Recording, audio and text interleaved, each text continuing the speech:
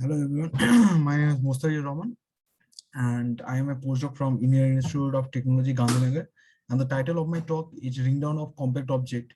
And the talk is based on this work, which I have done in collaboration with Professor Arpan Bhattacharya. Now, black holes are one of the most intriguing predictions of general relativity. However, there are certain theoretical problems associated with the concept of black holes. So, in recent years, several horizonless compact object models are proposed in order to address those issues. And now the question arises, if those objects exist in nature, how can we prove their existence? And in this respect, gravitational wave spectroscopy can play a crucial role. This is due to the fact that the ring-down properties of this object generally differs from that of black hole. And as we all know, that the ring-down phase can be well described by the perturbation theory. And it says that the ring-down consists of exponentially damped sinusoidal waves, which we call the Poisson modes. Now, the quasi-normal modes carries information about the emitting source. So we need to characterize the compact object, and which we will do by answering the following question: how compact the object is, and how dark the object is. Now, the compactness parameter signifies that how large the compact object is, with respect to a black hole with equal mass change and angular momentum. And the reflection darkness of this object is governed by the reflection coefficient of the object. And these two parameters will eventually set up our boundary conditions. So in order to get the boundary condition, we employ membrane paradigm. So this is a well-established theory in black hole in the context of black holes. So it says that for an external observer, we can replace the interior of a black hole with a fluid membrane, which is located at the event horizon. So it basically maps the properties of the interior to the properties of the fluid membrane. Now, by using Israel junction condition and Maxwell equation as well as the membrane paradigm, we will get the boundary condition. So here we considered a charge perturbation of a charged compact object. So the space-time outside the compact object is governed by the Reijnen-Rossdam solution. Now the boundary condition is given written as follows. Here, Z1 and Z2 represents the purely geometric gravitational perturbation and some linear combination of purely gravitational perturbation and electromagnetic perturbation. Now, as you can see that this boundary condition not only depends on mass and charge of the compact object, but also the properties of this fluid membrane, which is the compactness parameter, the shear viscosity, and the resistivity. For a black hole, it attains a constant value. However, for a compact object, we choose this parameter as a free parameter. And the result is shown here.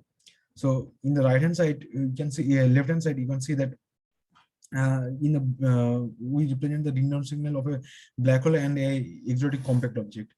So as you can see that the blue line represents the ring down signal of a black hole, and the magenta line represents the ring down signal of a exotic compact object.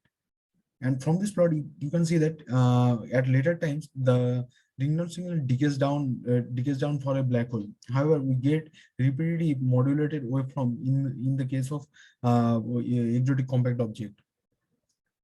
And we have plotted the same thing for different values of parameters, and we have observed the following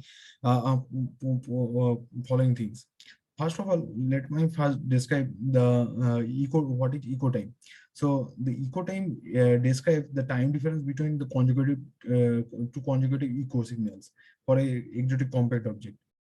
Now, this echo time, our observation says that the echo time decreases with the increase of compactness parameter. The echo time increases with the increase of charge parameter, and the amplitude of the echo time echo signal decreases with the increase of the shear viscosity of the fluid membrane. But the ring signal has a very weak dependence on the resistivity of the fluid membrane.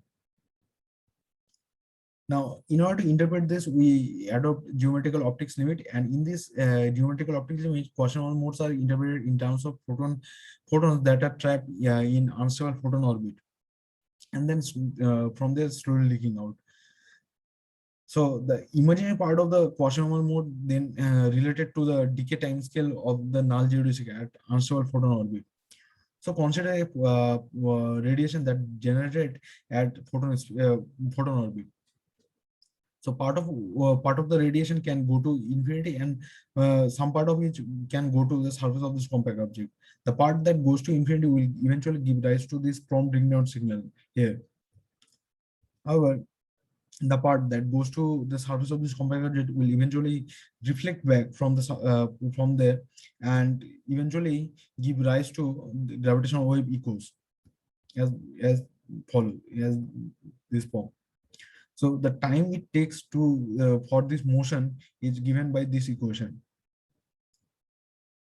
Now, our study, by calculating this term for different values of compactness parameter and charge parameter, we have shown that the echo time decreases with the increase of compactness parameter.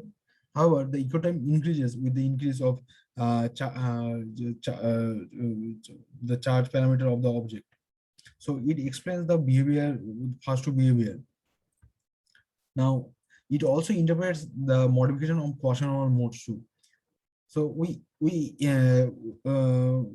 expect a modification in the Quasi-normal modes when the echo time became less than the decay time scale of the perturbation. So for a less compact object for which compactness parameter is large, we can see that echo time is small. So we expect a modification in for a less compact object, and we can see it from here, where we plotted the frequency imaginary part of the Quasi-normal mode with respect to the compactness parameter, and it shows that for a less compact object, the Quasi-normal modes indeed get modified. Now, to interpret that the modulation factor with shear viscosity, we calculated the reflection coefficient of the compact object. And we have shown that the main contribution for the reflection coefficient comes from the first term, which is dependent on the shear viscosity term. And as you can see that with the increase of the shear viscosity term, the reflection coefficient decreases. And it eventually says that the amplitude of the echo signal decreases with the increase of shear viscosity. However, we can also show that the reflection coefficient has a very weak dependent on surface resistivity. So these behaviors we have found in our calculation.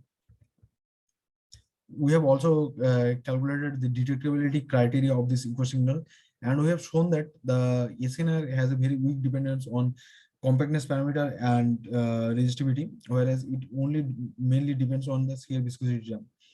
And we have shown that with the increase of here the black horizontal line represents the detection threshold.